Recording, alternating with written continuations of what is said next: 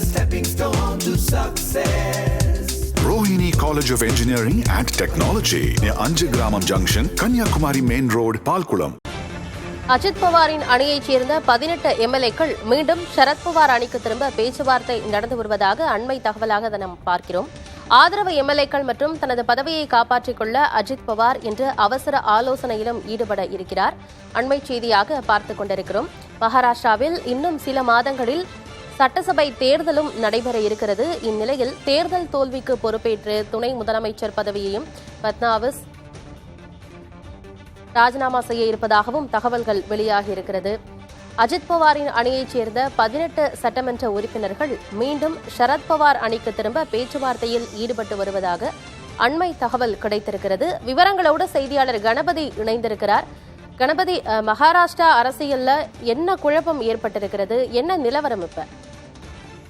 தேசியவாத காங்கிரஸ் கட்சி சரத்பவார் பிரிவு மற்றும் அஜித் பவார் பிரிவு என 2 பிரிவுகளாக பிரிந்த பிறகு மக்களவை தேர்தலிலே தனித்தனியாக போட்டியிட்டன.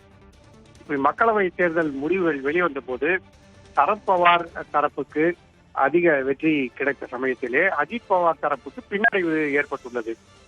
ஆகவேதான் தற்போது துணை முதல்வராக உள்ள அஜித் பவாருக்கு ஆதரவாக இருக்கும் சட்டமன்ற உறுப்பினர்களிலே 18 சட்டமன்ற உறுப்பினர்கள் சரத்பவார் பக்கம் சாய விரும்புவதாக சரத்பவாரின் பேரனான ரோஹித் பவார் தெரிவித்திருக்கிறார். ஆரம்பம் முதலே இது ஒரு குடும்ப சச்சரவாக இருந்து வருகிறது. ஒரு புறம் பாராமுடி தொகுதியிலே சரத்பவாரின் மகள் சுப்ரியா சுரே, இன்னொரு புறம் அஜித் பவாரின் மனைவி என குடும்பத்தைச் சேர்ந்தவர்களே நேரடியாக மோதிக்கொண்ட சம்பவமும் நிகழ்ந்தது.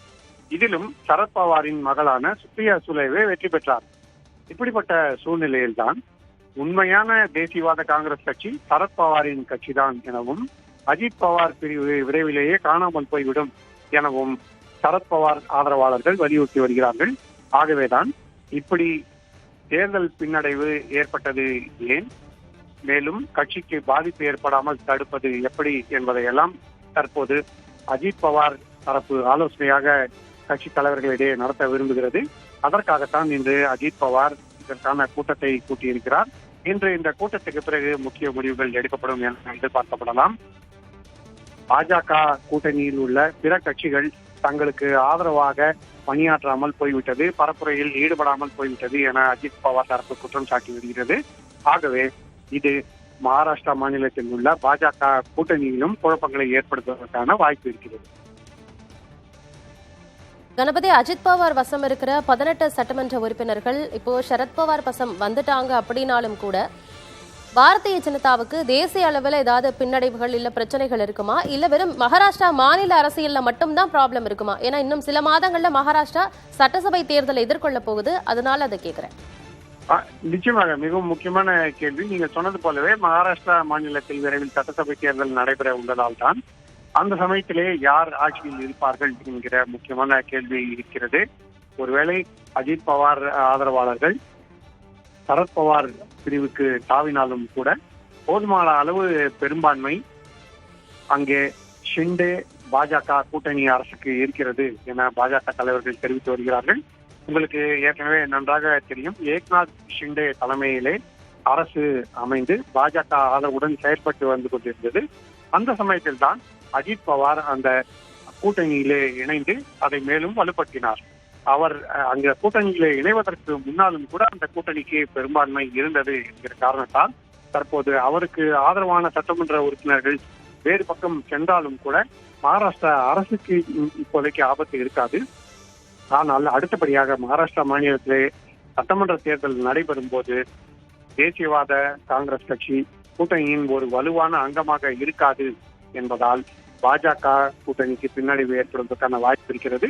அதே போல சிவசேனா 2 பிரிவாக போட்டியிட்ட நிலையிலே உத்தவ் தாக்கரேயின் சிவசேனா பிரிவுக்கே அதிக இடங்கள் கிடைத்திருக்கின்றன. அந்த பிரிவு காங்கிரஸ் கூட்டணியிலே இருக்கிறது என்பதால் அதுவும் பாஜகவுக்கு ஒரு பின்னடைவாகவே பார்க்கப்படுகிறது. ஆகவே மகாராஷ்டிரா மாநில அரசியலிலே வரும் நாட்களிலே பல்வேறு திருப்பங்களை எதிர்பார்க்கலாம். அடுத்ததா அஜித் பவார் வசம் இருக்கக்கூடிய வாய்ப்புகள் என்ன? தனது பக்கம் இருக்கும் அந்த 18 சட்டமன்ற உறுப்பினர்களையும் தன் பக்கமே வைத்துக் கொள்வதற்கு அவர் என்ன வியூகங்களை வகுக்க போறாரு அப்படின்ற பல கேள்விகள் எழுது. மேலதிக விவரங்களுக்கு மீண்டும் தொடர்பு கொள்கிறோம் கணபதி. நன்றி. Rohini, a stepping stone to success. Rohini College of Engineering and Technology near Anjagramam Junction, Kanyakumari Main Road, Palkulam.